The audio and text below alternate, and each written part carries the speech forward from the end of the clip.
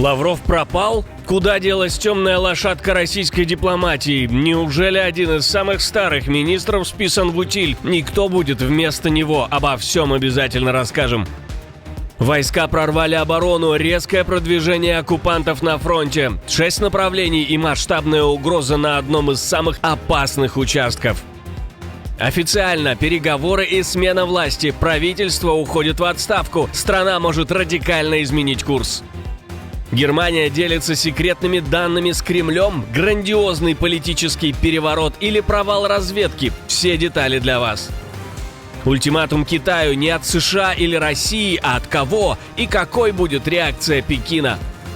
Япония разворачивает войска, армия готова отразить удар, но с кем ведет войну Токио? Обязательно расскажем. Об этих и других главных событиях утро пятницы 7 ноября. Самые важные и срочные новости, эксклюзивные подробности. Вы смотрите информационный выпуск «Нехта». Оперативно о событиях в России, Беларуси, Украине и мире. Раньше и понятнее других. Все, что нужно знать сегодня. Фронт дрогнул, но не посыпался. Россияне захватили Павловку в Запорожской области и в то же время прорвались сразу у 6 других населенных пунктов, сообщает аналитический проект Deep State. По их данным, враг продвинулся в районах Балагана, Удачного и Ступочков в Донецкой области, а также у Плавней, Приморского и Успеновки в Запорожской. Особенно тяжелые бои идут под Покровском, ключевым городом, за который сейчас цепляются обе стороны. Если Покровск падет, соседний Мирноград рискует оказаться полностью отрезанным от украинских сил. Аналитики называют этот участок фронта самым горячим и предупреждают, Россия пытается развить успех, пока осенние дожди не превратили поле боя в непроходимую грязь. Но в то же время украинские силы обороны подняли национальный флаг над зданием Горсовета в Покровске. Символический момент, который может стать поворотным для Восточного фронта. Агентство Reuters подтвердило подлинность места съемки, сопоставив архитектуру и план улиц с архивными и спутниковыми снимками. Даже после окончания войны Россия не перестанет быть угрозой. Генсек НАТО заявил, что Москва останется дестабилизирующей силой в Европе и мире в обозримом будущем. По его словам, окончание боевых действий в Украине не принесет покоя, потому что опасность, исходящая от Москвы, не исчезнет вместе с войной. Альянс должен готовиться к долгосрочному противостоянию и делать ставку на технологии, огневую мощь и промышленное партнерство. Он отметил, что укрепление оборонной индустрии стран НАТО – ключ к тому, чтобы держать угрозу под контролем, а не догонять ее. 5%, и мы все понимаем, что это серьезные деньги, серьезные расходы, но именно это необходимо, чтобы оставаться в безопасности. В рамках этого решения лидеры договорились закупать больше оборонных мощностей, включая истребители, танки и корабли, а также дроны, боеприпасы, кибер- и космические технологии. Сейчас мы превращаем эти решения в реальные действия. Форум в Бухаресте стал площадкой, где обсуждают, как объединить ресурсы частных компаний и государств для ускоренного производства вооружений и повышения устойчивости Альянса. И хотя Рютте говорил о будущем, звучало это как приговор прошлому. Эпоха, когда Европа могла позволить себе не бояться Россию, закончилась. На это нужно смотреть в глобальной перспективе. Одним из результатов инцидента с проникновением дронов в Польшу стало создание системы Eastern Sentry. Это масштабное изменение в обороне восточной границы. Это значит, что все самолеты, взлетающие как с севера, так и с юга границы, действуют в рамках одной операции. Эффективность наших действий измеряется не количеством размещенных войск, а тем, как именно мы используем свои ресурсы.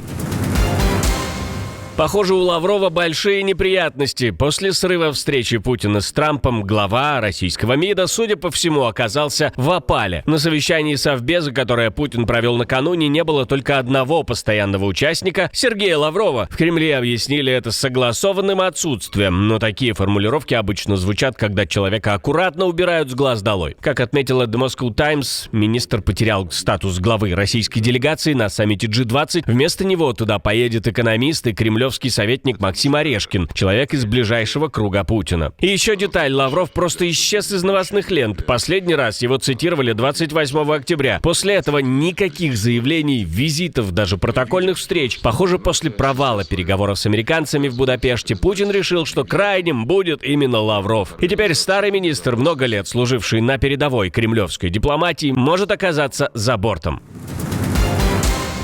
Правительство официально подало в отставку. В Чехии смена власти открывает путь к формированию нового кабинета под контролем Андрея Бабиша и его союзников из ультраправой партии SPD. Как пишет Пражское радио, кабинет Фиалы, возглавляемый Гражданской демократической партией, утвердил отставку на заседании 7 ноября. По Конституции президент Петр Павел примет заявление, но министры продолжат исполнять обязанности до формирования нового состава правительства.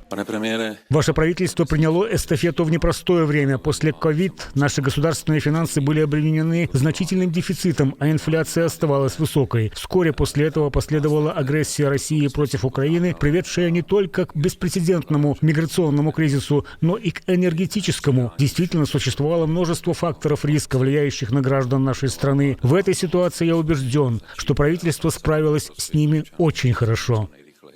Бабиш уже ведет переговоры о создании коалиции со «Свободой» и «Прямой демократией» и партией «Автомобилисты». Эти три силы подписали коалиционное соглашение еще 3 ноября, фактически закрепив переход власти. Спикером Нижней палаты парламента избран лидер SPD Томио Камура, фигура, вызывающая беспокойство в Брюсселе из-за антимигрантской и пророссийской риторики. Таким образом, впервые за последние годы в Чехии к власти готовится альянс, в котором ключевые позиции займут правые популисты. Страна, которая при Фиале оставалась одним из самых последовательных союзников Украины, теперь может резко скорректировать курс от поддержки Киева к политике чешских интересов прежде всего.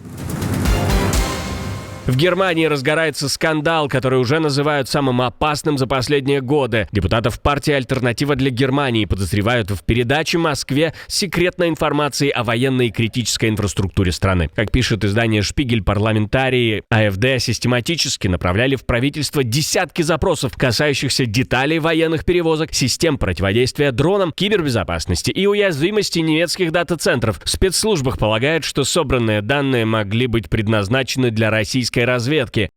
Партия АФД проявляет особый интерес к IT-системам и оборудованию полиции, особенно к системам обнаружения и противодействия дронам. Партия также запрашивала информацию о ресурсах гражданской защиты, медицинских учреждениях и деятельности германских вооруженных сил. Невозможно избавиться от впечатления, что АФД просто отрабатывает список вопросов, полученный из Кремля. Подозрения разделяет и министр обороны Борис Писториус. В его ведомстве считают, что запросы АФД координируются и направлены на выявление слабых мест в оборонных системах Германии. Особый интерес правые проявляли к темам дронов, киберзащиты и энергетической устойчивости дата-центров МВД, то есть к областям, где любые утечки могут стать находкой для российских хакеров. Характер и глубина вопросов АФД выходят далеко за рамки обычного парламентского контроля и могут представлять интерес для иностранных разведок, прежде всего российских.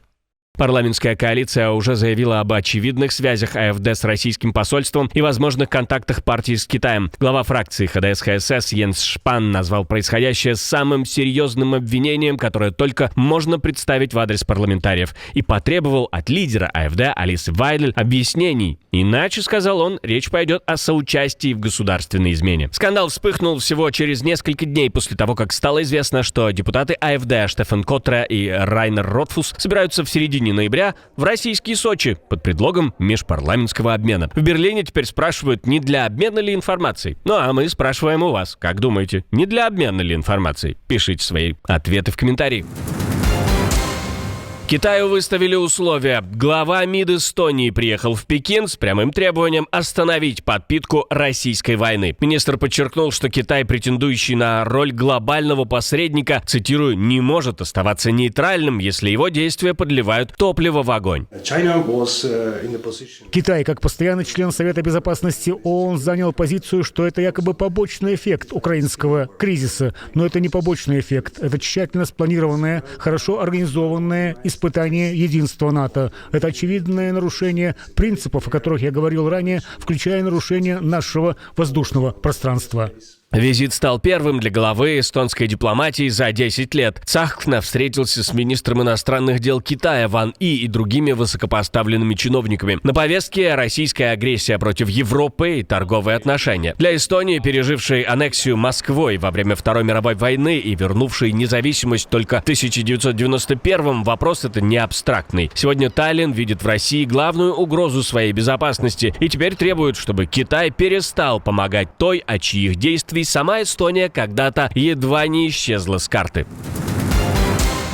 Япония разворачивает войска. Армия приведена в боевую готовность и способна отразить удар коварного врага. Военных бросили на поимку медведей. После серии смертельных нападений власти подключили военных к операции по отлову животных, которые с весны атаковали более сотни человек. Из них 12 погибли, сообщает Reuters. Операцию начали в городе Кадзуно в префектуре Акита, регионе, где фиксируют рекордное число нападений. Военные помогают устанавливать и проверять стальные ловушки. Только в одной Аките насчитали более 8 тысяч медведей, в 6 раз больше, чем год назад.